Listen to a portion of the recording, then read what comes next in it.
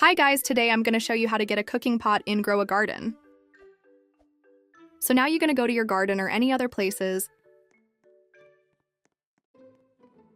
and you're going to see this, but maybe you don't have it, so I'm going to show you how it looks like.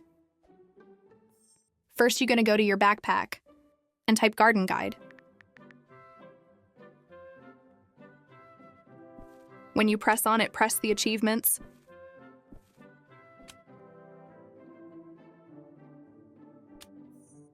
Press core plants. And press the common achievements. And you have to complete all the quests from the common achievements to get the cooking pot.